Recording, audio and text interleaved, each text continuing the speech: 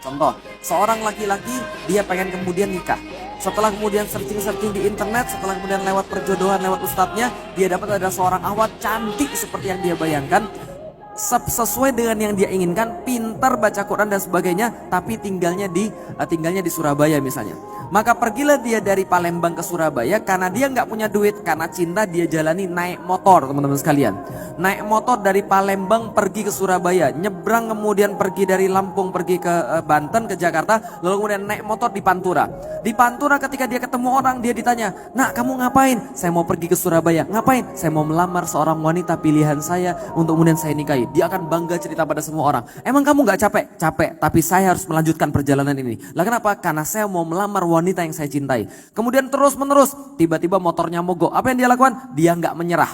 Kenapa? Dia masih ada harapan. Dia cari siapa yang bisa benerin motornya. Dia cari apa yang bisa dia lakukan supaya motornya tetap bisa jalan. Di tengah jalan dia lapar, nggak ada masalah. Yang penting ada tujuan. Kenapa orang itu selalu semangat? Kenapa orang itu selalu punya kemudian sebuah keberanian? Karena dia punya hope namanya. Dia punya namanya harapan. Tapi begitu kemudian di tengah-tengah di Semarang, dia dapat SMS. SMS-nya apa? "Mohon maaf akhi, saya nggak jadi, sudah ada yang melamar saya, kita batalkan khidbah kita." Kira-kira gimana hidupnya? Mendadak temennya langsung telepon dia, "Mas, Anda itu kan mau pergi ke Surabaya kan, saya tahu. Ini saya baru ngumpulin uang, saya sudah beliin tiket dari Semarang ke Surabaya." Kira-kira dia mau pergi atau tidak? Enggak. Inilah yang namanya hopeless. Apa itu hopeless? Ketika seseorang sudah kehilangan tujuan hidup dia, maka muncul yang namanya hopeless. Orang-orang yang sudah hilang harapan.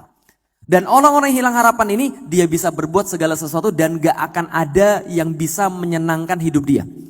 Kalau sudah hopeless, apapun di depan mata dia, itu bagi dia gak akan menyenangkan. Tapi bagi orang yang punya harapan, apapun akan jadi menyenangkan. Paham teman-teman sekalian?